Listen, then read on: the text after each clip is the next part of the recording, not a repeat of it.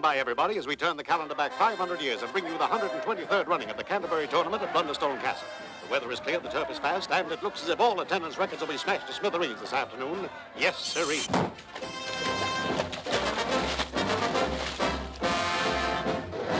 Red hot plum pudding, hot pudding, there. Get your programs here, folks. You can't do one night from another without a program. To the winner of this world-famous tournament today will go riches, honor, and glory, and the frail, white, delicate hand of the lovely Princess Esmeralda, fairest flower in all the kingdom.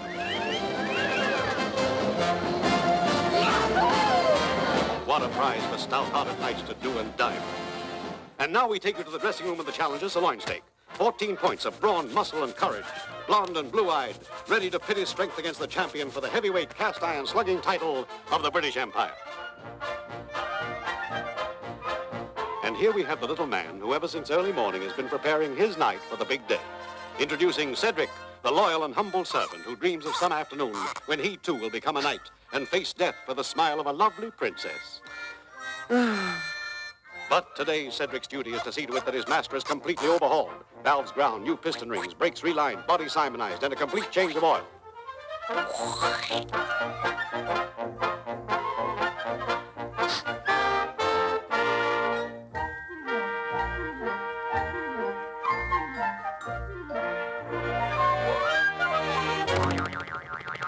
The big moment is drawing close now. The crowd is on its toes and yelling for action. And we go into final preparations for the big event, the all-important last-minute touches that may very well snatch victory from defeat. Uh-oh, hurry, Cedric, hurry.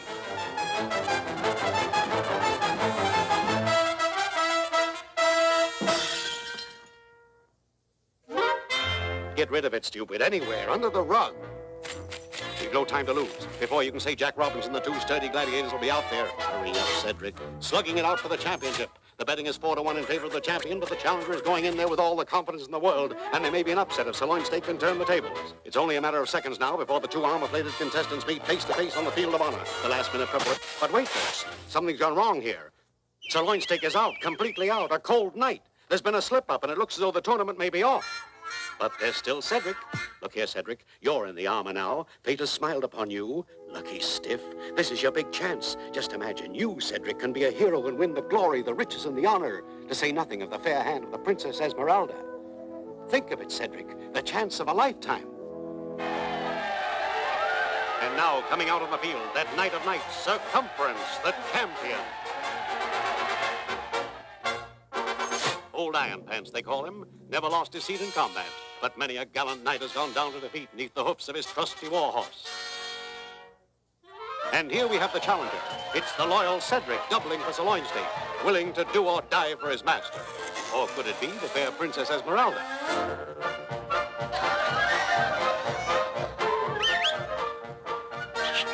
Looks like love at first sight. With an inspiration like this, how could anyone fail? Easy there, Cedric. Easy does it. And now the knights and horses are in the starting gate. They're all ready. Battle stations, visors down, lances set. Any minute now. Although Circumference, the champion, is the odds-on favorite, ladies and gentlemen, anything can happen out here this afternoon, and probably will. The crowd is waiting for the starting signal. It's just a matter of seconds now. The fans are on their toes, and here they go! The champion is going to the front, and here comes Cedric, the challenger. Both boys are moving in at a furious pace. It's going to be ghastly. They're moving closer now. Cedric is on the rail. Here's the champion. They're coming up to the line of scrimmage.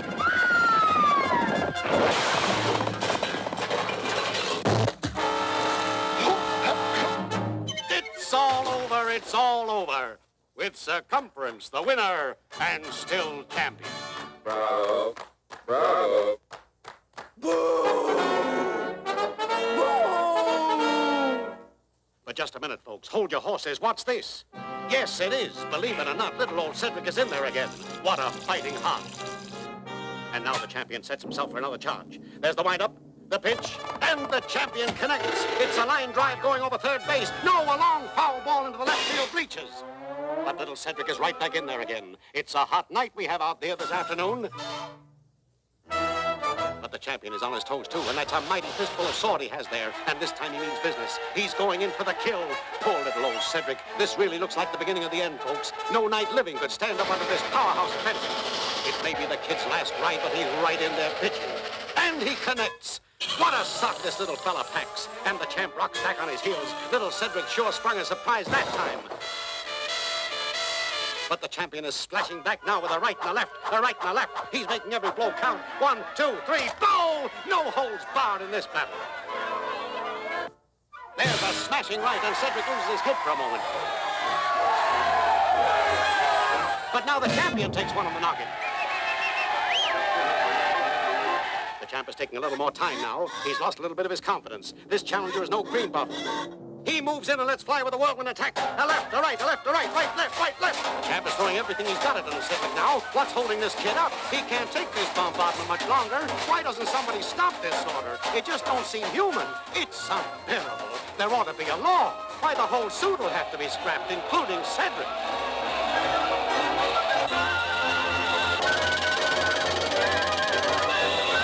But wait, the champion seems to be tiring. Those sledgehammer blows are losing some of their steam. The champ is breathing hard now. And again, we take you back inside with Cedric. Plenty cool, this boy. But wait, something's happening out there. Let's have a look-see. Could it be that old Iron Pants is beginning to weaken? Yes, he reels in his saddle. And it looks like he's going down. Yes, he's down, he's down. And that wraps it up, folks. The winner and new champion, little old Cedric. Well, that's the way it goes, folks. Chump one day, champ the next. What a day for a night, and what a night for a day.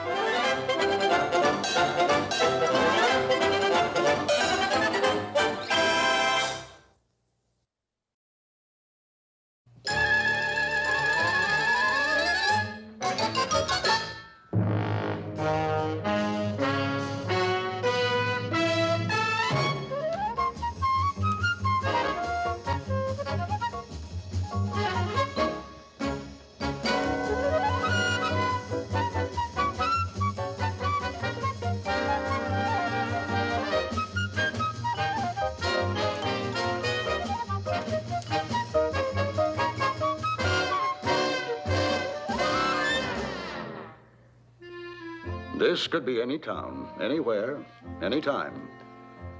Because here, just as everywhere else, 1/3 of the population are Aquamaniacs. This is the documented case history of a typical Aquamaniac. We shall call him Mr. X. This is his home. But it wasn't always like this. Not so long ago, it was a well-kept, modest dwelling. Promptly at 7:30 every morning, Mr. X said goodbye to his family. Bye-bye. So long, Daddy. And left for work. Always walked, claiming the exercise kept him fit. But this was not altogether true. Secretly, Mr. X liked to walk by a place that sold boats. At first, it seemed harmless enough, but the human body is about 2/3 water. Some believe it's water on the brain that drives a man to boating. Not me, boy. I got willpower.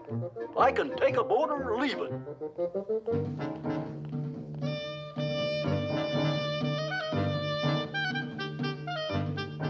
Hey, give me one for the road. Ah, yes, just one for the road. How those words have altered men's lives.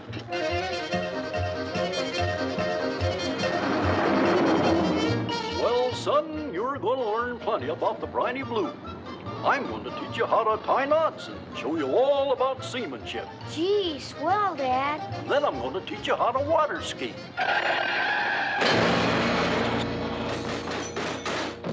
Hey, avast, you lubbers! Hey, quit your pushing! Will bash my binnacle. Sunday, sailor! What's the matter with you? Knock it off.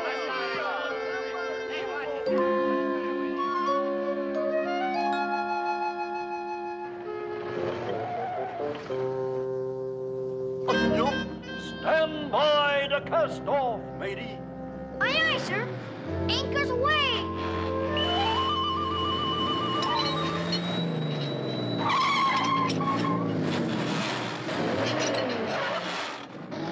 Whee! Full speed astern.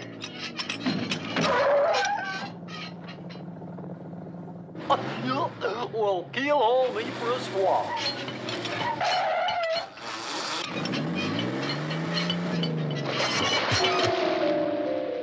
Yippee, Dad! She's afloat, Dad!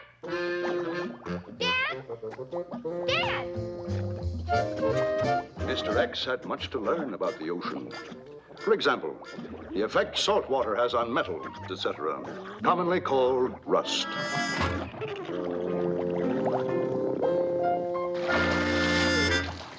Where you been, Pa? Oh, just parking the car, son. The skis, Dad. Put 'em on. Sure, son. And now you're going to see some real fancy skiing. All you got to do is hang on. Skiers ready on the starting line. You're on the clock. Here's the countdown.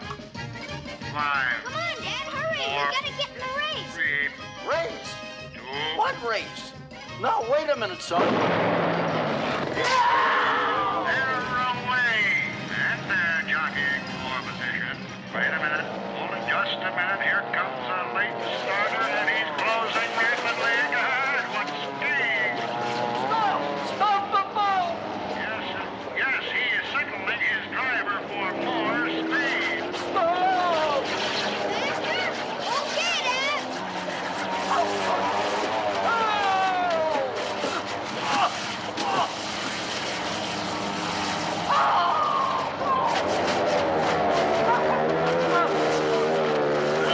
Hey, Dad, wait for me.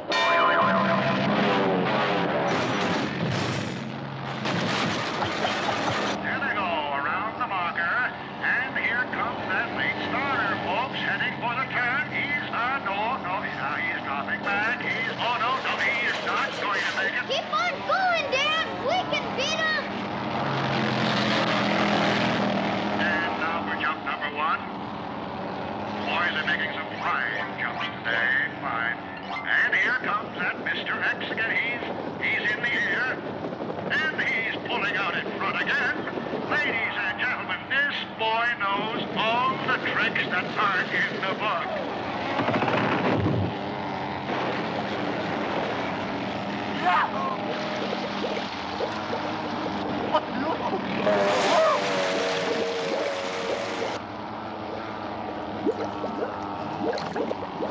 Wait a minute, Buck. Here comes Mr. X again. The miraculous recovery. Heading into the slalom at a terrific rate of speed. No, he'll never make it. He's going much too fast. He'll never. Oh, he's magnificent. It's a new speed record for the slalom.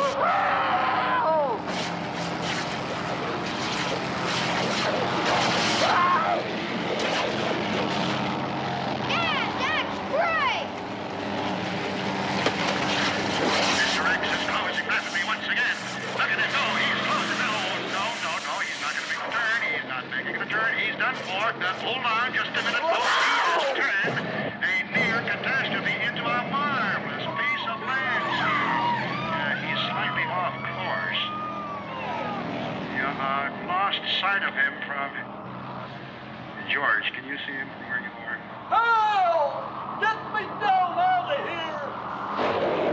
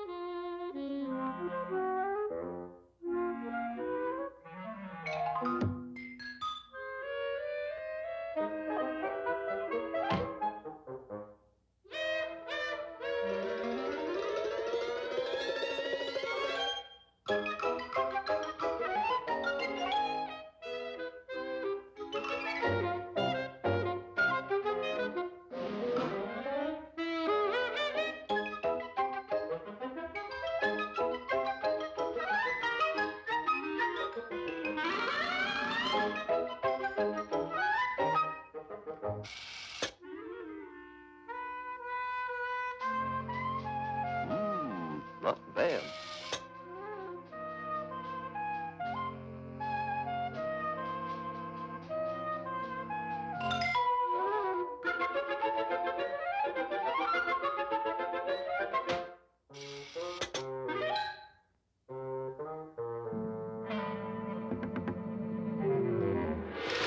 Are you feeling better, miss?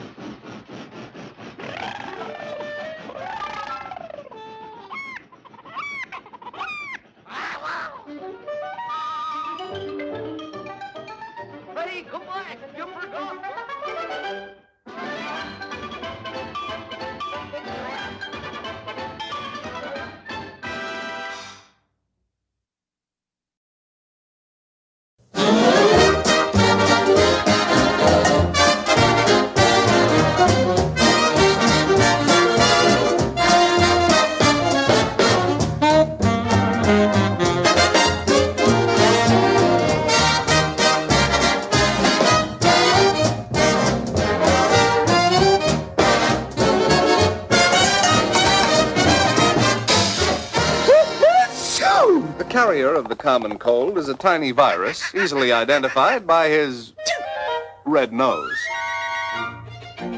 Although the virus wins few friends, he influences many people. Sometimes the average man seems to deliberately try to catch cold.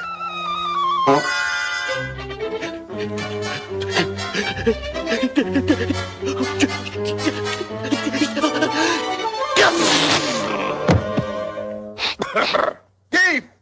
Take that cold out of here! But, boss, look, I don't have a cold. Achoo! Now, look, Keith. A cold is nothing to be sneezed at. Beat it! Poor Keith, an outcast from society, shunned by a cruel, cold world.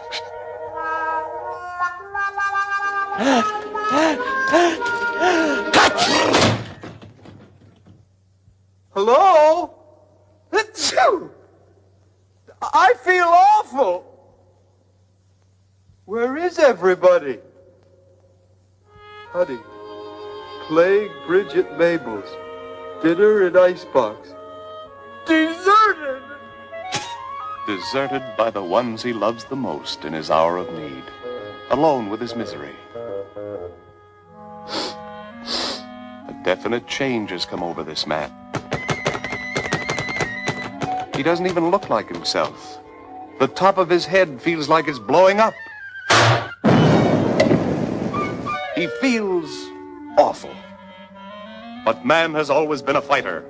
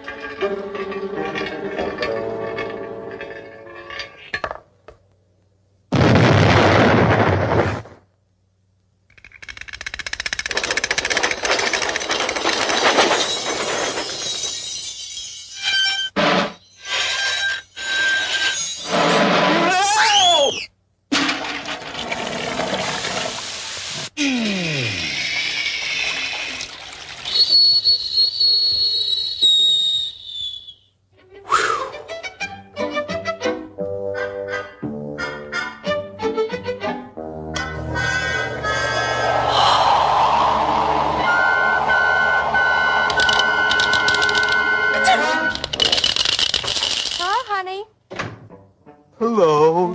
What are you doing home? I don't feel good. Am I ever glad to be home? My, what a day. I'm sick. Ooh, my feet are just simply killing me. There. That's better. I've got a cold. That nosy Mrs. Ripsnoop. Did I ever give her the cold shoulder? She tried to tell me how I should follow suit. I bet you'd have enjoyed the game, the second rubber in particular. I drew the ace, queen, and a beautiful run of hearts. Loveliest hand I've ever held. And you know the prize of some silly mini-thing. Heaven knows what I'll do with it. Well. But anyway, George. George, are you listening? Huh? I'll bet you haven't heard a single solitary word I've been saying. Achoo! What on earth's the matter with you? I got a cold. A what? Oh, you poor boy. Well, don't stand there like an idiot. Close that window. Bundle up. Get off that cold floor. Jump into bed. Mama's little man don't feel so good? Well, we'll take care of that. We'll break that old cold.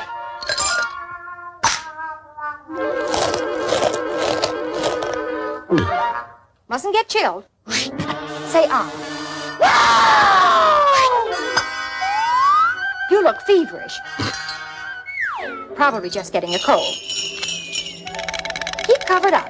Nice warm mustard plaster, just the thing.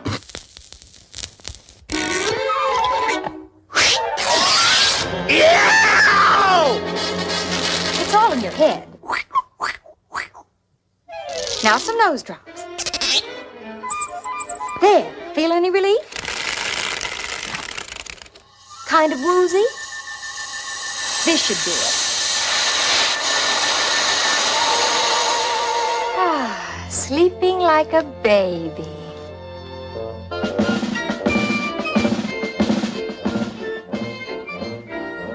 And so, 2 weeks later, Mr. Gief's cold had run its natural course. And once again, Mr. Gief felt like a human being.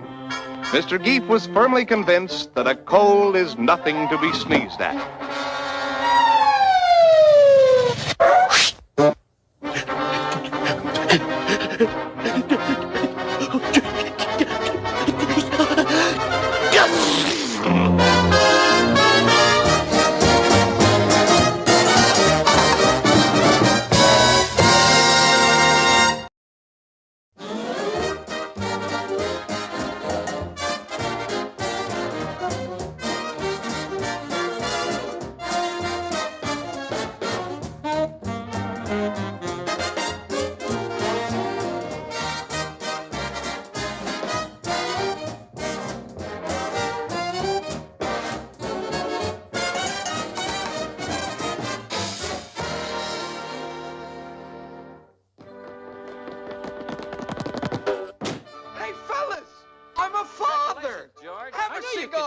Thanks, George. How's the wife? How much did it weigh? Good boy, Geef. 7 or 8 pounds. Go on, George. My nose, the wife's hair, mother's eyes. My side of the family looks like. And Smart takes after me. The new father should start immediately sharing the responsibility for the child's upbringing.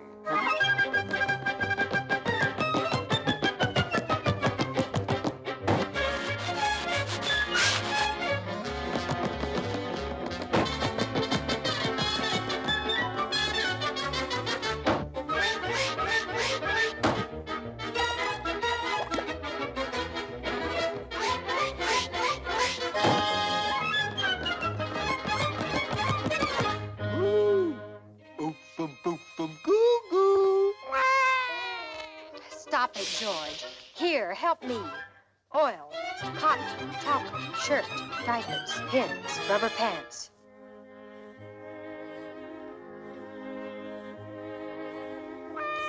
George, the bottle. The bottle. The bottle. The bottle. The bottle. The bottle.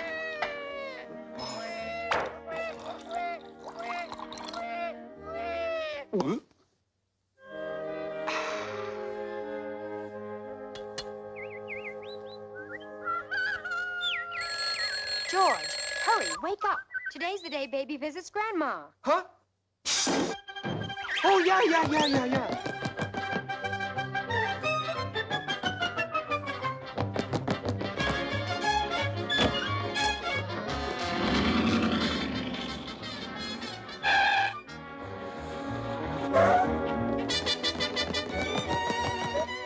Junior going bye-bye.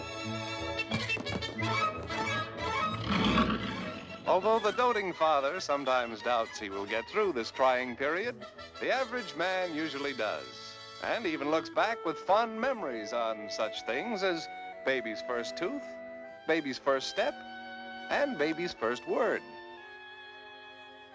Such things past, father feels at last he's earned his Sunday morning snooze. Oh, it's mine. I had it Give first. it back. I'll tell my It's pa. not. Tis. Tisn't.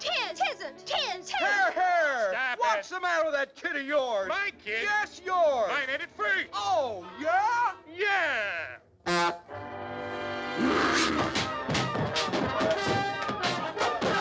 George, come in and let the children play. After a hard day at the office, the tired father wends his weary way homeward. Junior! Daddy! What'd you bring?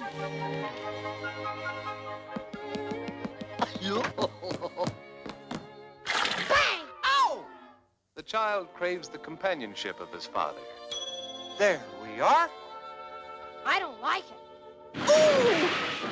Whoopee! Right him, boy! Let her buck! Yippee! Oh, poor horsey break a leg. Uh-huh. Wow! Playtime over, the tired father relaxes, knowing that his well-mannered child will respect Dad's leisure time and allow Father to read the news and smoke his favorite pipe. Junior, you keep your hands off my pipe. All right, Daddy. Play football, Daddy? No. Play cowboy Indian, Daddy? No. Want to play soldier? I said no. Wow! Junior, pick all those toys up. No. What? Didn't Daddy tell you to pick up your toys? Uh-huh. Well, pick them up then. No.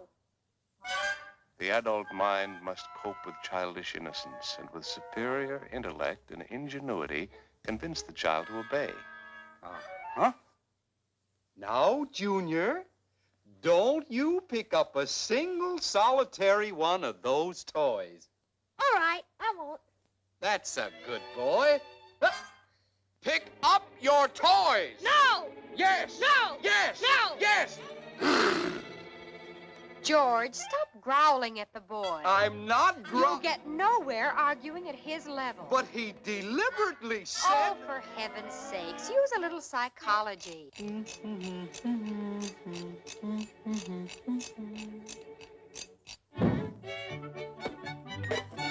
Is that fun, Daddy? Huh? I'll help too, Daddy. Ah, yes, father and son working as a cooperative team. There now. Wasn't that a lot of fun? Yes, Daddy. Wow!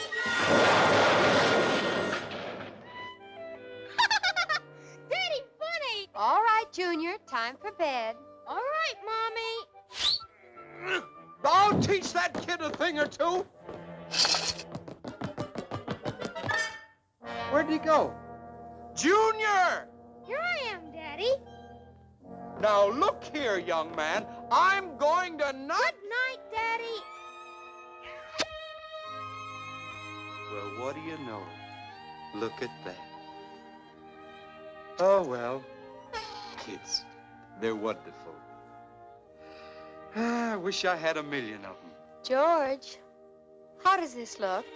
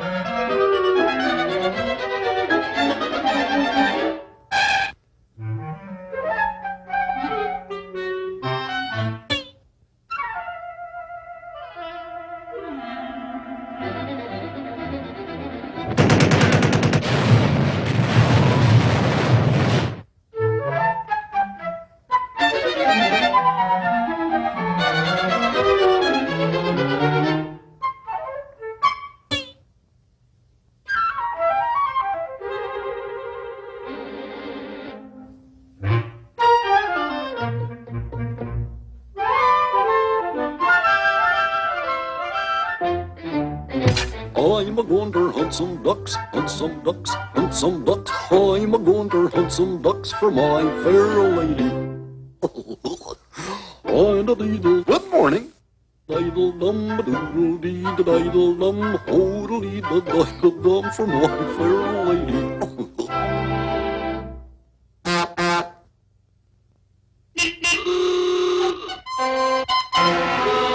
Oh boy, the skies are loaded with them. She works.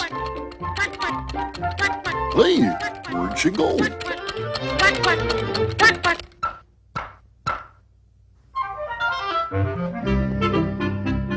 Oh, there you are. Okay, Clementine, bring him in.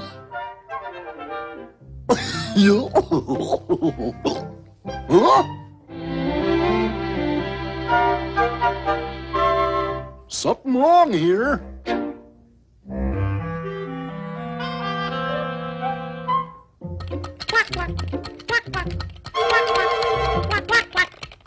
Somebody ain't telling the truth.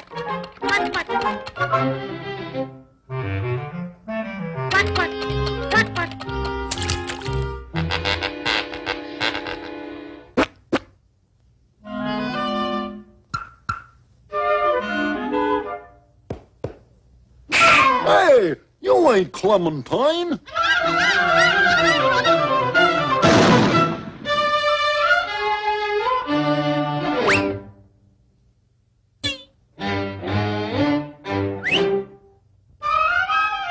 Hey, come back here.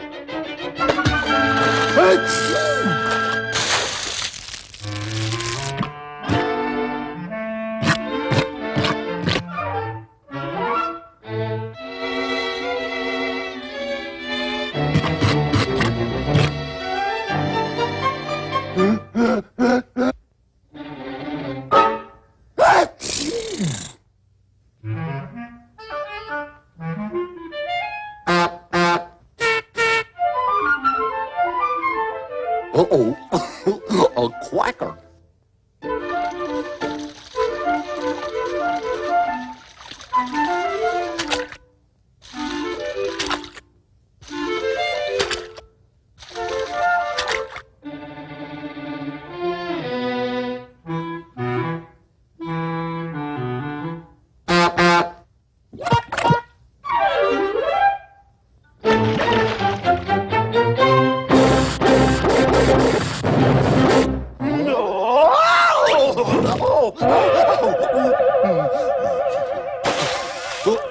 It's me.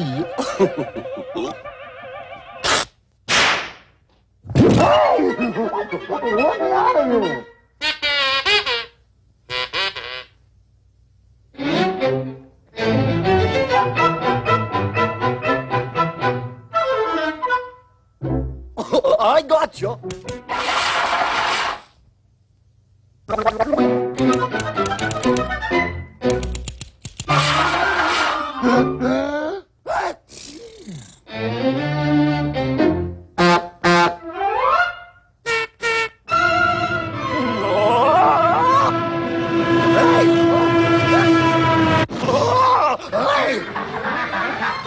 Guys, there's thousands of them. Faster! Get some up your boy!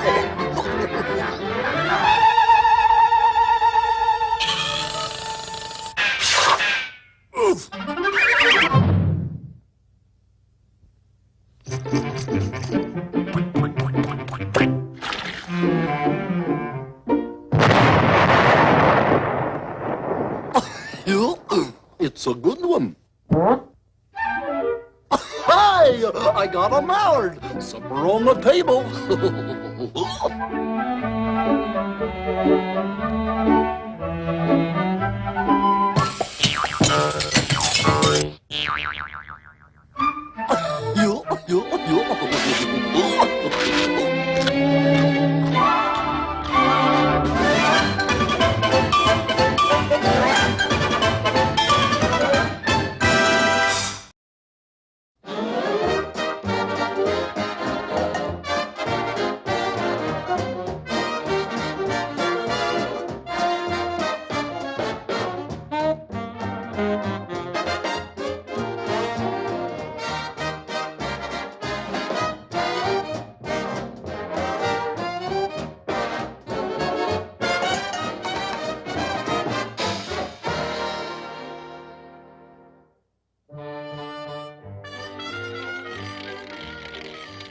The average man is born with an inborn urge to gamble. Take the case of Mr. G.G. Geef.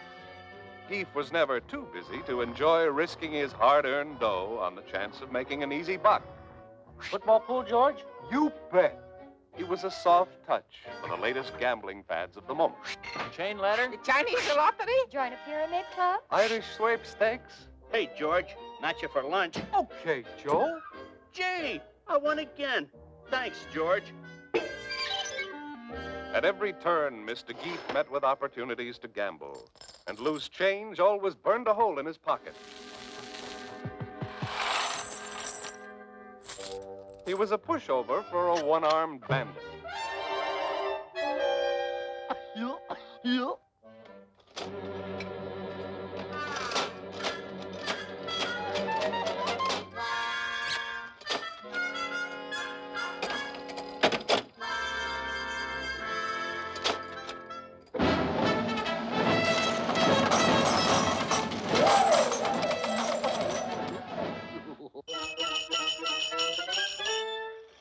However, the average gambling man is not easily discouraged.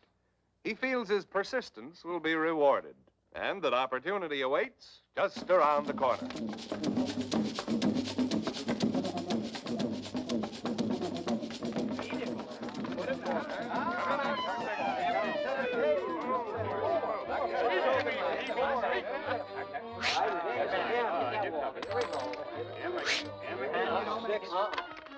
Seven. Come to Pappy. Hey, from Decatur. Yeah, be nice, Dice. Come there. Sure, Dice. Mr. Geef knows that when Lady Luck gives him the sign and the dice are hot, then is the time to back it up with the old sock. Paid me. You're paid.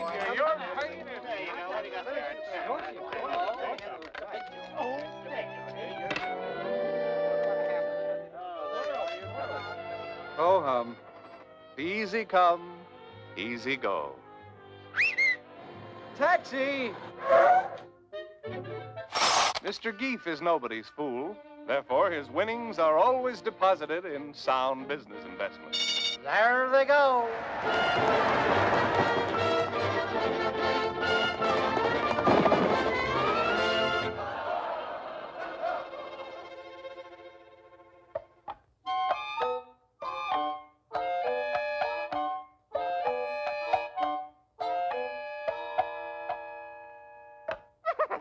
Occasionally, Geef's investments fail to pay off. But in spite of these financial fluctuations, the average man is a good loser. How you doing, George? Swell, Al. Just swell. Oh, fudge.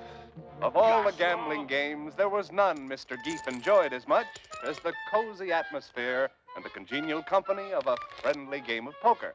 Hi, you fellas. Hi. Hello. Put up or shut up. Friendly greetings over, George Geef analyzes his opponent's hands by closely studying their subtle facial expressions.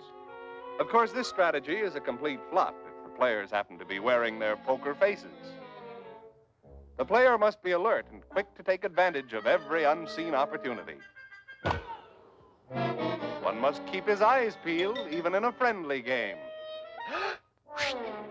Play waxes hot. I raise. Raise again. I raise you. I call. The game becomes tense. Cards. 2.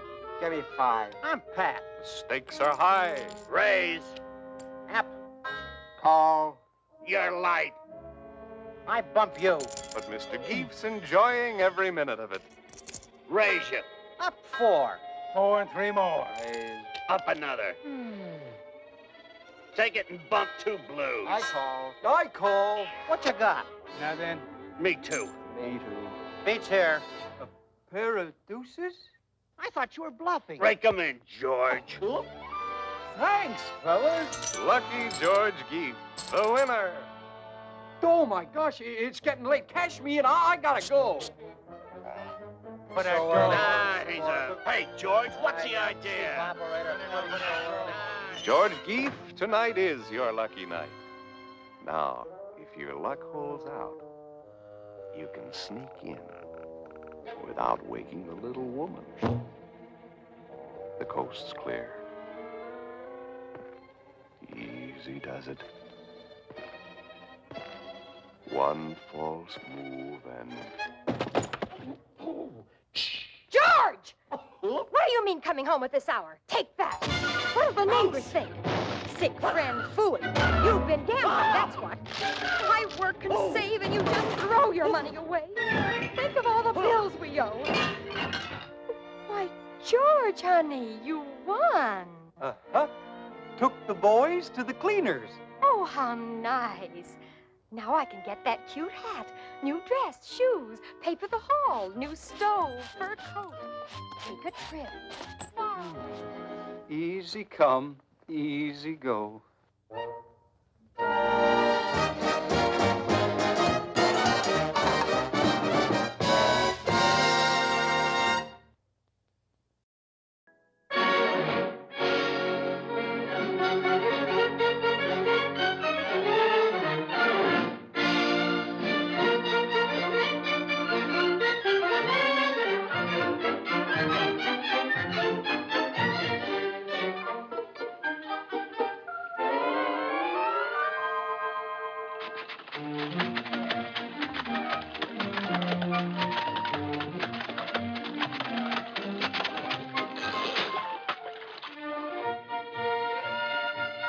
Well, here we are, Wilbur. You feeling okay? That was a little palsy-welzy. Are you all set? All right, do your stuff.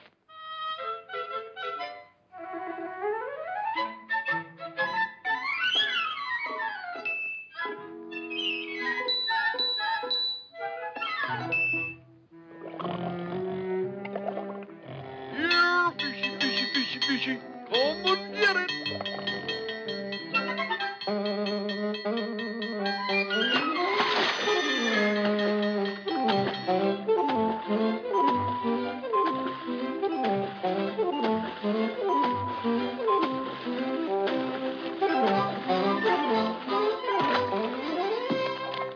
Atta boy, Wilbur.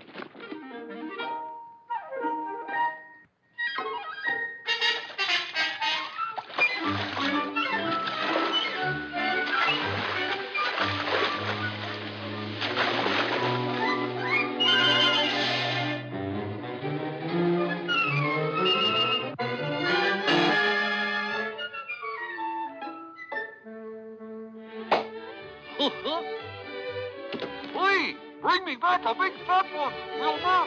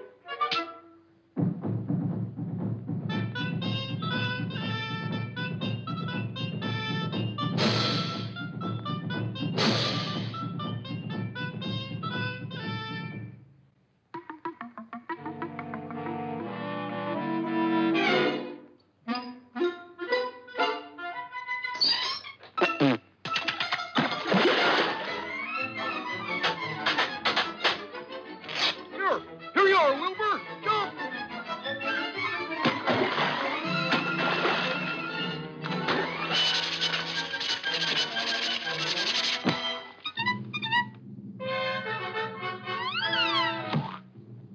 Wilbur, are you there?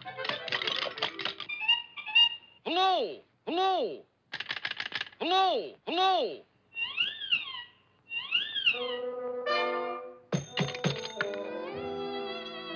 Wilbur! Wilbur!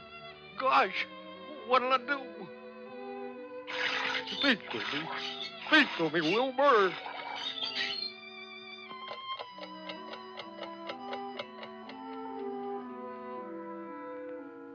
Here, Wilbur, take a whiff of this.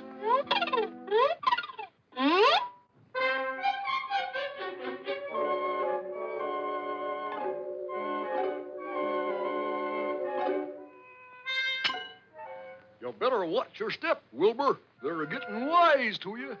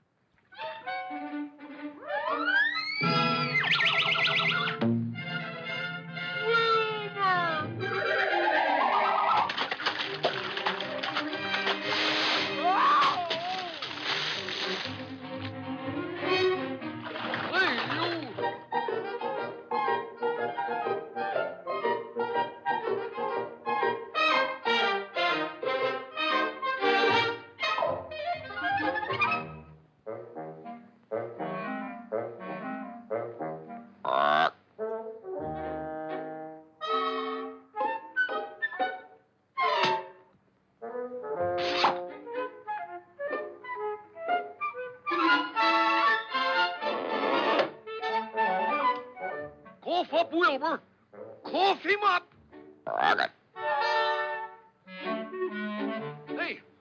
Hey, come back here. Go.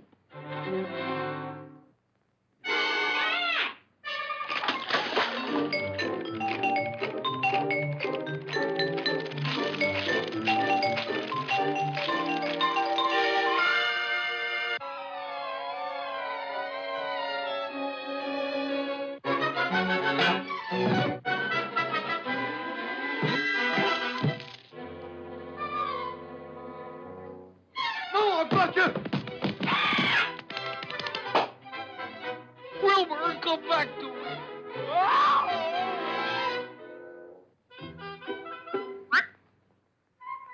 Poor Wilbur. I'll never see him again. Goodbye, old pal. I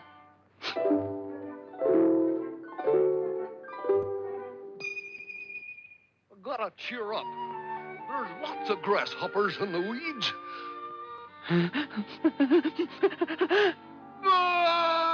But not like Wilbur.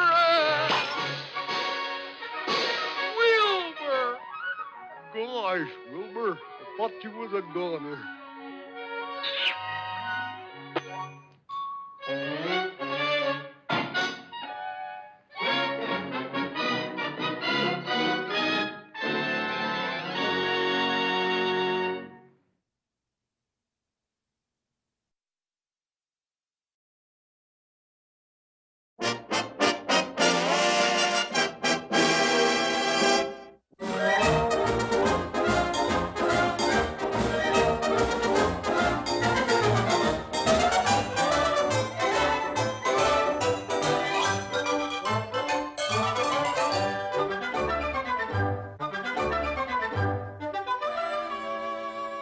How to fish. Successful angling no longer depends upon fishermen's luck. For today, fishing has become a truly fascinating science. When to fish can be determined by the astrological signs of the zodiac, whose countless stars and planets control all the tides of the Earth's waters. Hence, when Neptune enters the constellation of Piscis, or fishes, The cosmic vibrations create in the fish an uncontrollable desire to bite. When the Earth enters this celestial orbit, it too falls under the powerful influence of these vibrations. Now, let us observe the effect of this phenomena on man. Dormant within his bosom slumbers an inert instinct to fish. This desire becomes acute only through bodily contact with the cosmic undulations of piscus, or fishes. This creates a mental malady known as Fisher's febris, or fishing fever.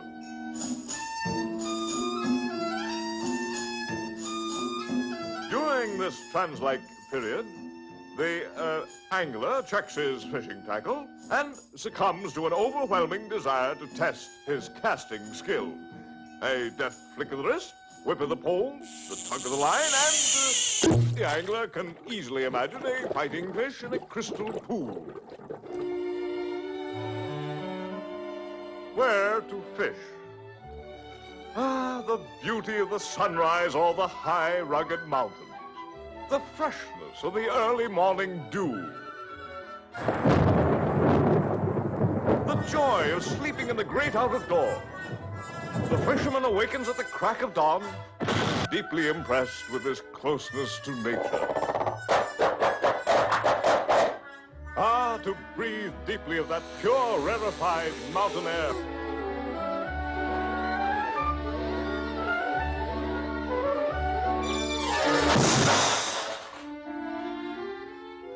The trout.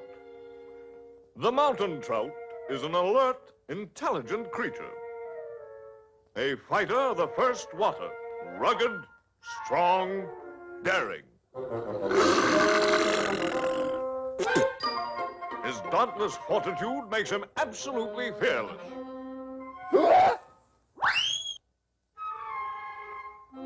How to approach the stream? Slip up quietly to a shrub or bush, and don't let the fish see you coming.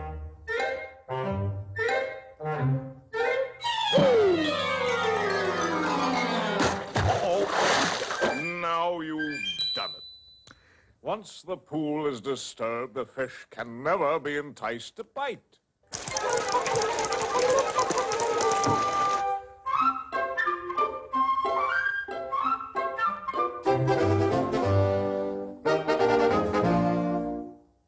Fly fishing. The fly fisherman must know how his tackle and other objects appear to the fish. Therefore, through the eyes of the fish, we view the angler, the tempting fly, and study carefully the reaction of the fish.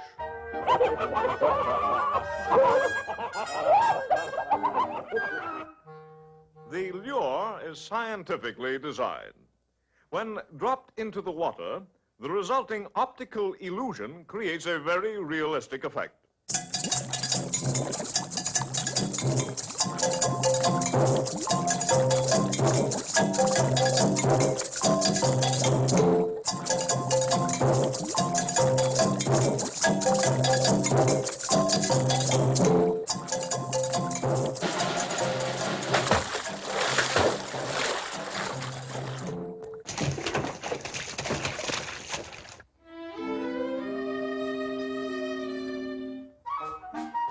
To cast the lure, select a spot free from overhanging brush and limb.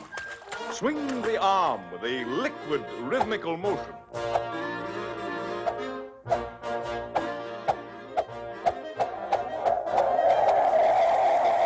Straight as an arrow, the lure skims over the water to land lightly into that deep purple pool.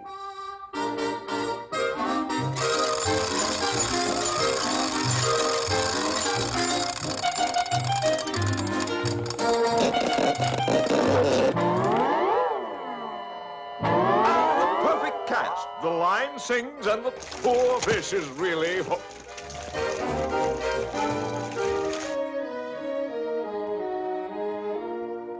Lake fishing, immortalized in the words of the ancient bard. Quote, Upon yon lake's calm, placid breast, the angler plies his yawl to tempt a smile from Lady Luck, where'er his hook may fall. Unquote. Uh-oh, a strike! A strike! Oh, boy, what a whopper! Look at that full bend. Here's that real shame. Don't give him any slack. Play him! Play him! Keep cool now. Don't get excited. Here he comes! There he goes! What a player. Keep cool. Use your head, man. Use your head. Keep your eye on him. Wow! Look at him go! Oh, boy, what a beauty! Keep calm now. Brace yourself. Ah! We landed him! Watch it now. Watch it. Watch it. Don't let him get back in the water.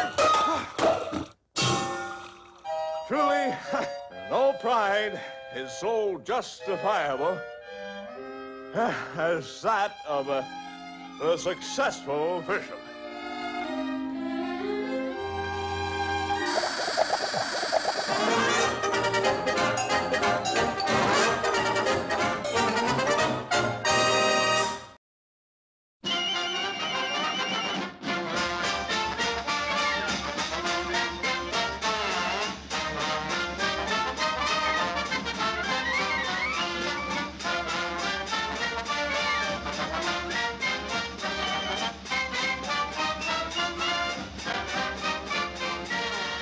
How to play football. Football needs special equipment. A college covered with ivy, a coliseum or stadium filled to overflowing with 100,000 rabid, wildly cheering fans, great armies of vendors, managers, mascots, photographers, sports writers, doctors, elaborate brass bands, assorted coaches, old grads, scores of Annie Oakleys, and two teams resplendent in brilliant uniforms create a riot of color and atmosphere unequaled by any other game on earth. Now, the object of the game is to advance the ball over the goal line of the opposing team by hook or crook. There are 11 men on either team, 2 ends, and that's how the game is played. Now the teams line up for the kickoff. The referee blows his whistle, and the game is on. It's a long, high end-over-end kick over the end zone into the arms of Swivel Hip Smith, that great All-American star triple threat scat back. Look at him go. They can't touch him. He can really carry the mail, that boy. Look at that open field running. Look at that straight arm. He's away, and he's over for a touchdown. Well, it isn't often you see this happen. 105 yards to a touchdown on the opening kickoff. Now here's the try for the extra point, and the kick is good. And the score is 7-0. Here comes Swivel Hip Smith out of the game. Listen to that cheer. The coach is saving Smith. He's not taking any chances with his star player. Back to the game. Taxidermy Tech kicks off to Anthropology A&M. But the ball is fumbled, yes, and now it's Taxidermy Tech's ball. They go into a huddle. The quarterback or field general looks over the defense and decides which number to call. They come quickly out of the huddle. The line shifts into position. The quarterback barks his signals. The backfield shifts. The ball snapped. The quarterback fakes it to the halfback, gives it to the fullback, and front pile drives through center for a gain of 8 yards. And that quarterback's a smart boy. Oh! All right. Signals. 18, 29, 37, 63, 54, 99. The team's working like a well-oiled machine. It's a double wing back to the right from an unbalanced line. A man in motion. The halfback's got it off tackle, and he's smeared for a 9-yard loss. What a dumb quarterback. To the spectator, football may appear rather rough at times, but in reality, it's a character-building game. All right, Taxidermy's ball, 3rd down and 11 to go. DeGrady has the ball. He gives it to Gershman. No, Sibley's got it. There it goes to right. No, it's a fake. A hidden ball. Crisscross, cross buck, end around, double lateral, razzle-dazzle, spinner, split buck. And he's in the clear. Uh-oh, there's a penalty on the play. It's against Taxidermy Tech. 1, 2, 3, 4, 5, 15 yards for unnecessary roughness. Now it's 4th down and 26 to go for TNT. The quarterback is worried. The coach radiates confidence. The quarterback decides to kick. It's blocked. No, he got it away. It's a high spiral. The safety man's under it. He muffed it. It's a loose ball. Number 48's in fast. Oops! Butterfingers. Moose Williams got it. He had it. Now DeGraudy missed it. Sebring boots it to the 50. There it goes to the 35. It's next ball. No, wow! Right, wrenched it away, and it's A&M's. No, everybody dropped it. Nobody's got it. 100-yard fumble, a free ball over Tech's goal line. But here comes Nordberg. He's recovering the old pork skin for 6. What a play! The teams line up for the try for the extra point. There's the kick, and it's blocked. Anthropology A&M receives, and they're nailed on the 25-yard stripe. What's the quarterback going to call? It looks like a pass. It is a pass. Geronimi fades back, cocks his arm, rifles a bullet pass into the flat. It's intercepted by Anthropology. Here's the 40-yard marker, the 30, the 20, the 10, and he's over for a touchdown.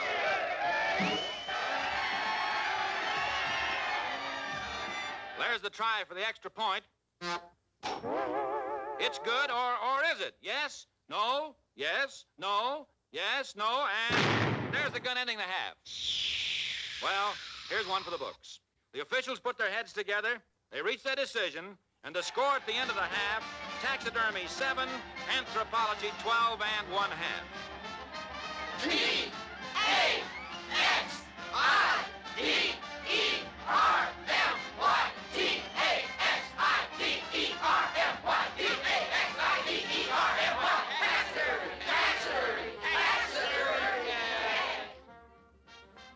During the half, the players are allowed to relax. The coach, who is a master of psychology, points out their weaknesses. To prevent overconfidence, he shames them. Arouses their school spirit. A man of many moods, now threatening, now pleading. A saint, a devil. He has varied and subtle ways of appealing to their sympathy. Now get out there and fight! Back on the field, the second half's about to start. Smith's going in. Listen to that cheer. There's the kick. Swivel Hips is under it. A host of anthropologists close in, but he breaks away. 10, 20, 30. Look at him go. 40, 50. They can't stop him. Listen to that crowd. 60, 70, 80. Look at that straight arm. He's in the clear. 90, 95, and he's over for a... Wow, he's hit and hit hard. This is a real blow to the coach. They're taking Smith out. It's a tough break for the team.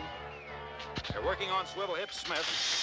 Tech is snowed under by a wave of tackle. The coach is feverishly trying to revive Smith. Time is running out, and Taxidermy is up against a stone wall. Desperately, they work on old Swib. Only time for one more play. Look, it's Smith on his feet. He's going in. The crowd goes wild. Anything can happen. The team's fired up. Here's the play. Smith's got the ball. He's away. Look at that blocking. Smith reverses the field. They're clearing the way. Not a man on his feet. Smith cuts back. The crowd is hysterical. It's Smith tight-roping down the sideline. Smith breaks into the clear, but look, there's an anthropology man on his feet. 1 second to go. What a game, and here comes the tackler. Run, Smith, run! Smith's tired, having trouble with the ball. The A&M man is gaining. He leaves his feet. Look out, look! And there's the final gun, and Smith wins for Taxidermy Tech by half a point. To the coach goes the real credit. It's his clear thinking and calm, level-headed reasoning that makes football the great game it is today.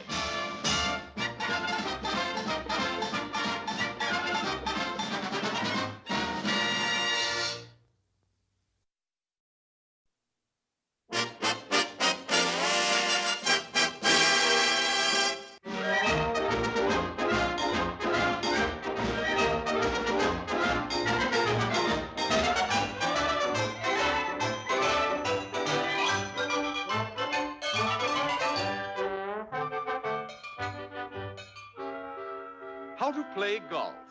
Contrary to popular belief, golf is not a waste of time.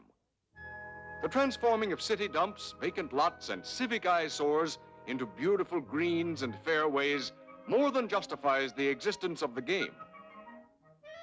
Out in the green open fields where a man can get away from it all.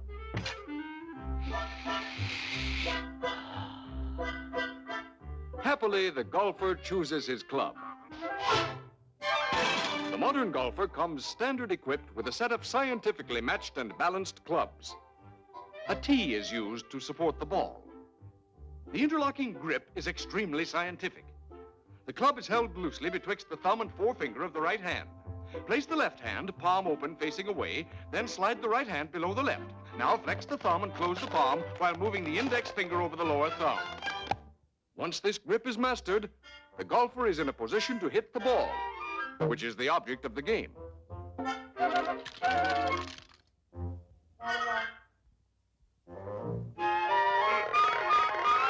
The interlocking grip gives the golfer a virtually unbreakable hold on the club.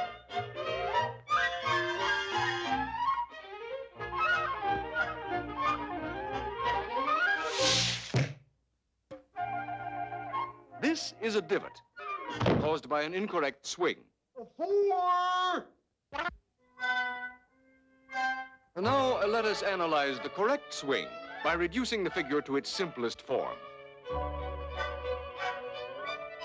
This diagrammatical figure clearly shows the symmetrical design created by the path of action. Note how the golfer completes the stroke with an easy, graceful follow-through.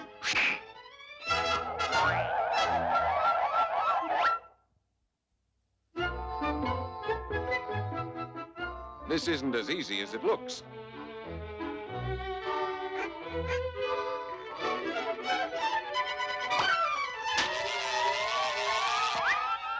Perfect form requires delicate coordination of the hands, feet, arms, legs, elbows, nose, and mind. And, oh yes, always remember, keep your eye on the ball.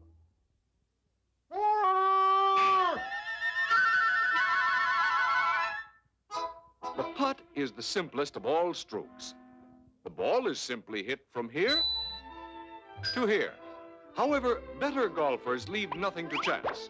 They consider all the elements: wind velocity, humidity, rotation of the earth, time of day, temperature, drift indication, lay of the land, trajectory angle, longitude, latitude, and a bit of mental calculation.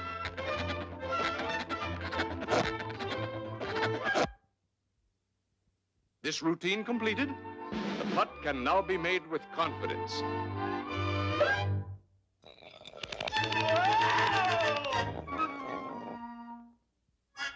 Missing a putt is very aggravating.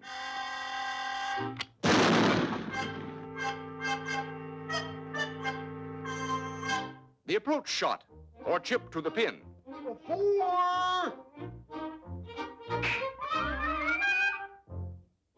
A ball incorrectly hit is known as a hook, slice, flub, dub, or something which causes the ball to curve in flight and usually results with the ball landing in the rough.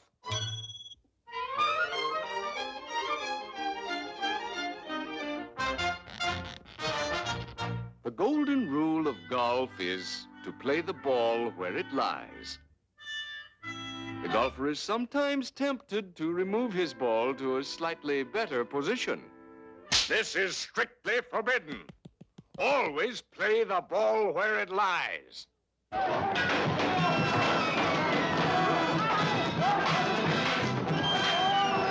Even in a sand trap, the golfer must obey that ironclad rule to play the ball where it lies. This may prove a bit trying at times, but that is why golf is known as the character-building game. To lose one's temper on the golf links denotes a weakness of willpower. Golf develops a man's best qualities. He learns restraint, poise, dignity, and self-reliance.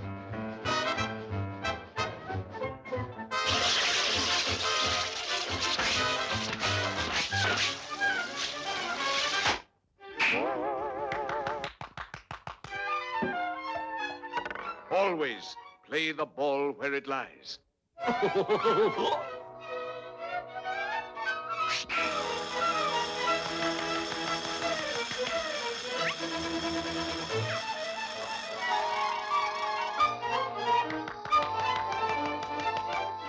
Playing the ball where it lies becomes an obsession.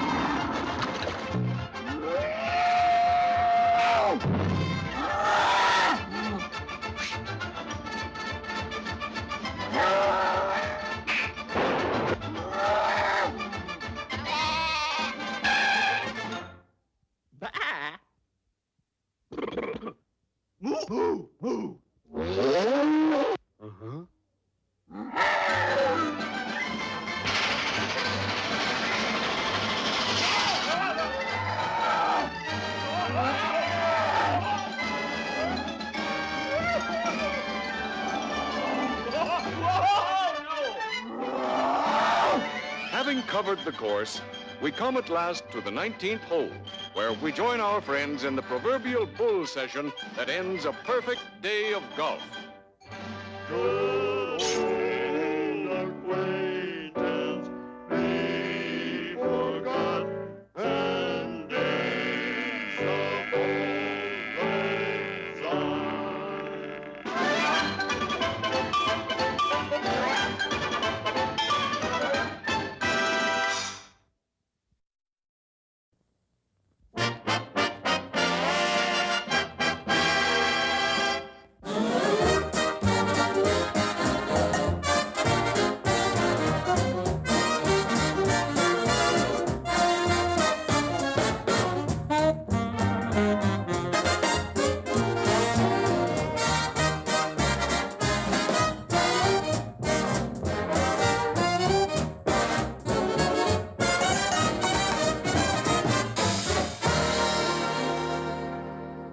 Somewhere within the crowded confines of the big city, there roams a lonesome man in need of companionship. But for every friendless man, there is always a dog, man's best friend. Fate, in its peculiar manner, brings these two together, a one-man dog and a one-dog man.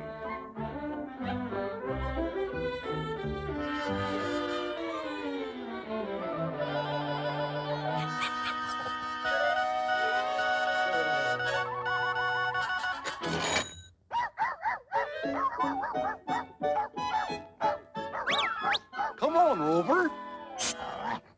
Here's Spot. Fifi.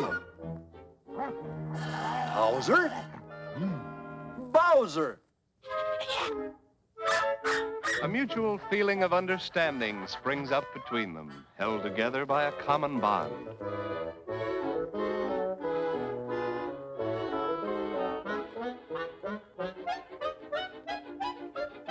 Soon the puppy becomes accustomed to his new surroundings and makes himself at home in his master's house.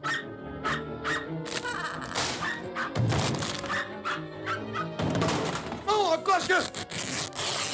The out of doors is the best place to teach the dog his parlor tricks, and the best method is by illustration. He should be shown how to heel. Heel? How to sit up. Sit up? To roll over. Roll over? Lie down and point. Like this. Point!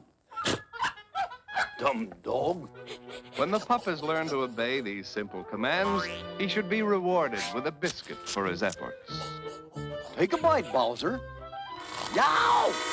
A man and his dog, each for the other. Here, pal, shake hands.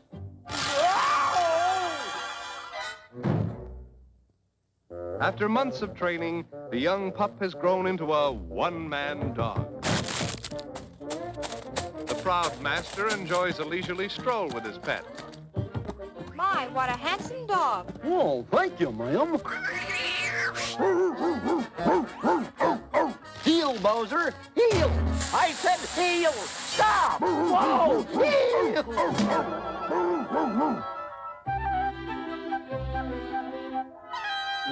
Bowser! Heel! Get off! Sit up! Roll over! Get up! Come on, roll over! Get up! Roll over! There is nothing closer in affection than a man and his dog.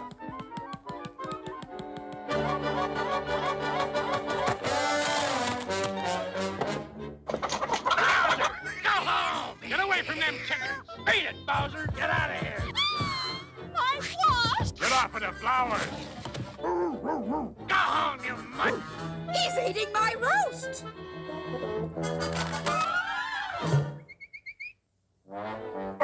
Affectionately, the happy dog greets his master's return from a hard day's work. Ah, the comfort and companionship of dog and master. Sometimes the neighbors drop by for a friendly chat. Hey, Geef! Your dog busted my fence! I'm gonna sue! Scared my chicken! You owe me plenty! Who's gonna pay for my wash? Tore up my lawn! Pay up or else! Eat my roast! And keep that dog home! The kindly master cannot count the cost in money for the privilege of owning a pet.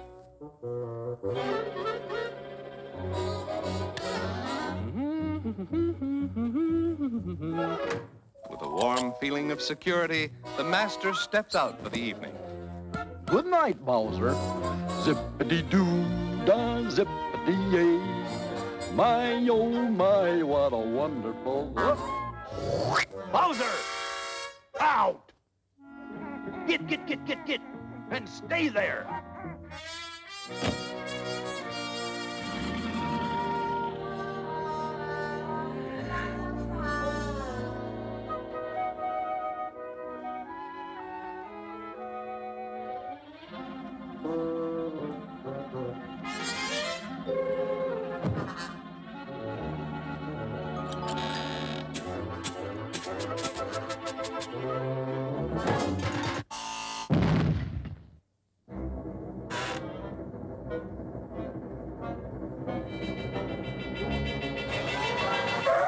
Easy, boys. He's dangerous. Surround him, boys! You asked for it, copper! We're coming in shooting! Yeah! Okay, I give up. Take him away, boys. It's up the river for you, Spike!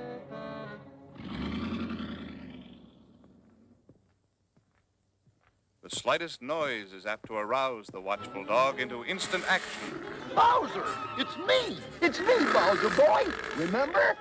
Speak to me, Bowser! Ow! Doggedly, the pet protects his master's house, almost as if it were his very own. The dog.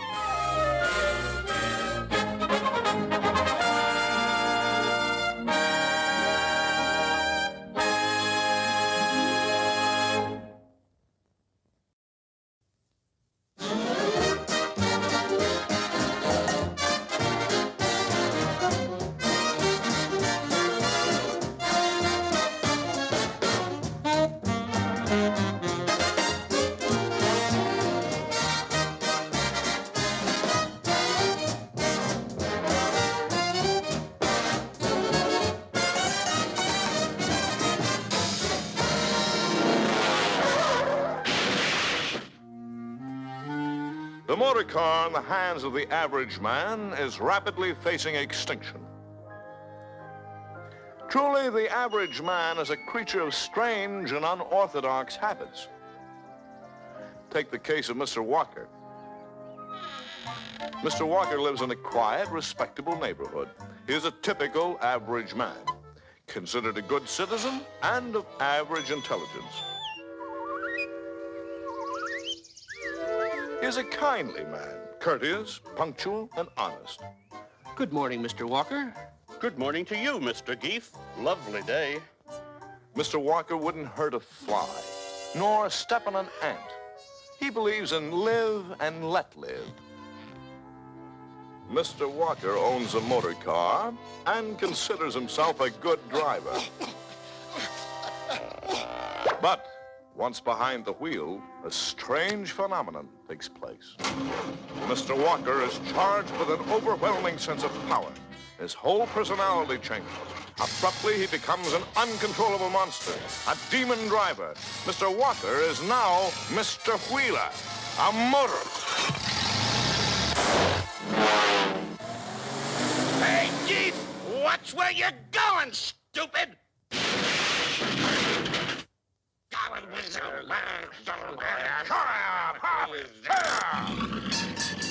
Hey, do you think you're on the whole road? Of course I own the road. My taxes pay for them. I voted for road bonds. I paid for the roads. And I'll use them.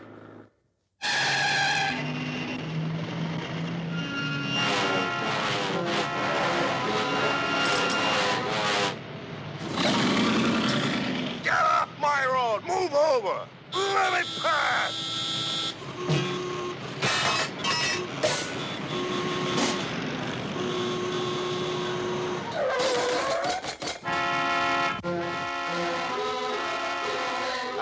Shut up! Let him wait. It's a beautiful day. Fresh air.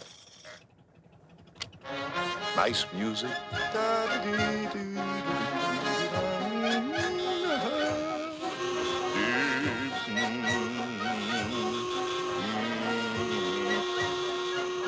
Hey, get over, you road hog!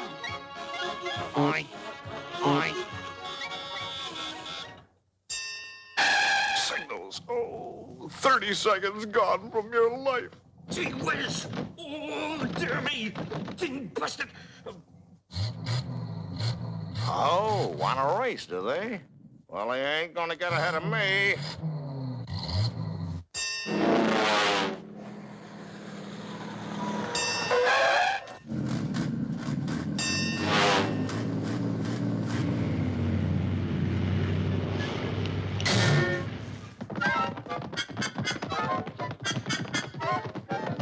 Good morning.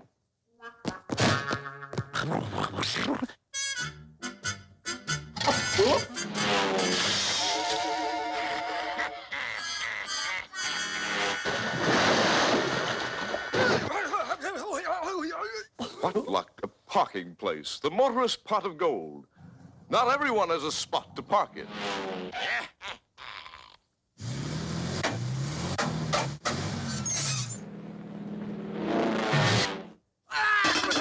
Deprived of his protective armor, Mr. Wheeler, motorist, becomes Mr. Walker, pedestrian. Of a pedestrian crossing the street, it has often been said, fools step in where angels fear to tread, or a friend in need is a friend indeed.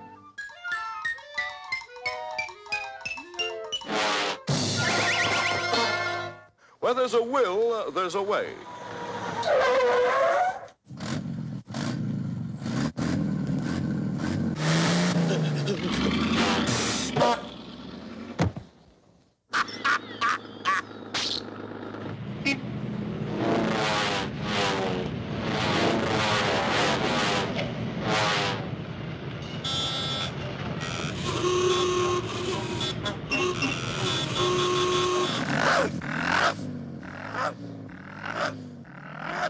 Extra here! Read all Here, boy, here.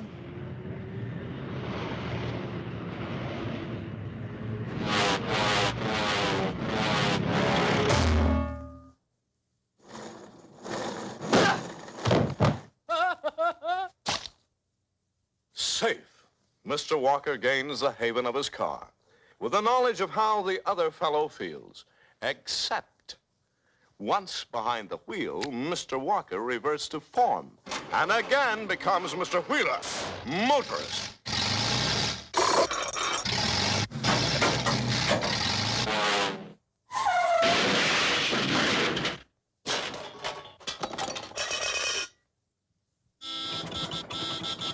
Come on! Move over!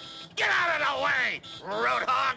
Too bad, Mr. Wheeler. You've broken your toy. But let this be a lesson, Mr. Wheeler. Drive safely. Play fair. Give the other fellow a break and... shut up!